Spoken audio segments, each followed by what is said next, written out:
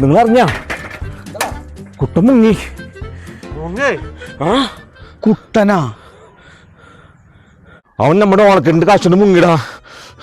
നീ എന്താ പറയണത്? എന്റെ പൊന്നെ, ഈ നാട് മൊത്തം ഇത് പ്രതീക്ഷിച്ചില്ലടാ നിക്കണത്. എനിക്ക് അത് ഓർക്കുമ്പോടാ ആ പാവങ്ങൾ എത്ര ബുദ്ധിമുട്ടിട്ടാ ഈ പൈസ കടച്ചത്. എന്നാലും അവൻ നമ്മളോട് ചെയ്ത പരിപാടിയേ. എന്റെ പൊന്നു കർത്താവേ, ഈ സമയത്ത് ഞങ്ങൾ ഇനി എവിടെ നിന്ന് ഉണ്ടാക്കി കൊടുക്കാനാ? ഞാൻ അവനോട് 100 വട്ടം പറഞ്ഞതാ അവനെ ചേർക്കണ്ടെന്ന്. ഇവൻ അറിയണതല്ല ഈ അയൽക്കൂട്ടം പെണ്ണുങ്ങളൊക്കെ പറ്റിച്ച കഥ ഇവൻ അറിയണതാ. എന്നിട്ടല്ലടാ ഇവൻ ഇമാതിരി പണി ചെയ്തത്. ഇപ്പൊ എന്റെ മെക്കട്ടായ നീ എന്നടാ പറഞ്ഞേ? ഞാനെപ്പ പറഞ്ഞു? നീയല്ലടാ പറഞ്ഞേ 3 ആൾ കൂടി മൂഞ്ചി പോകുന്നു. നീ കേട്ടല്ലടാ. അതുകൊണ്ടല്ലേ നമ്മൾ 4 ആൾ കൂടിയിട്ട് ബിസിനസ് തുടങ്ങിയത്. തമ്മിത്തല്ല് കൂടാനുള്ള സമയമാണത്. നാട്ടുകാർക്ക് അങ്ങനെ ഓണക്കിറ്റ് കൊടുക്കാന്ന് ആലോചിക്ക്. നിന്റെ വല്ലതും ഉണ്ടാ? എന്റെ എവിടെന്നടാ? എന്റെ ഇത് മതിയാ? തകിയോ?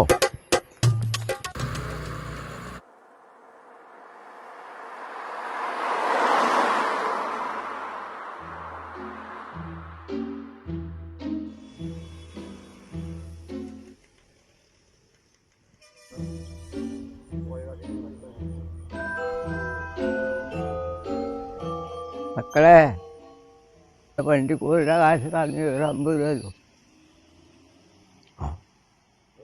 ചോദിക്കാൻ പറ്റിയ സമയം.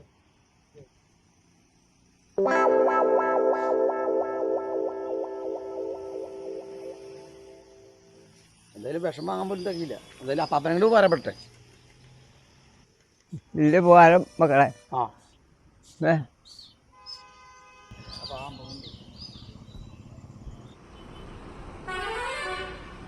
ആലോചിച്ചാണ് ഇവര് എത്തും പിടിയും കിട്ടണില്ല.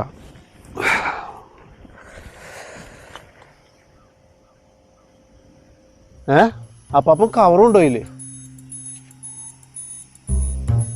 അത് ശരിയാലോ. കൊണ്ടുപോയില്ലേ ആള്? ആ പാപ്പം കയറി പോയിക്കണതേ നമ്മുടെ മാതാചേറ്റിലാന്ന് തോന്നുന്നുണ്ട്. നമ്മുടെ രമേഷ് തല കണ്ടക്ടർ ഒന്ന് വിളിച്ചു നോക്കിയേ.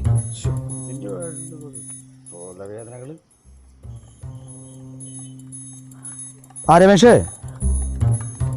അതെ നമ്മുടെ കുരിശുപള്ളിയുടെ അവിടെ നിന്ന് ഒരു അപ്പാപ്പൻ കയറിയില്ലടാ. അപ്പാപ്പനെ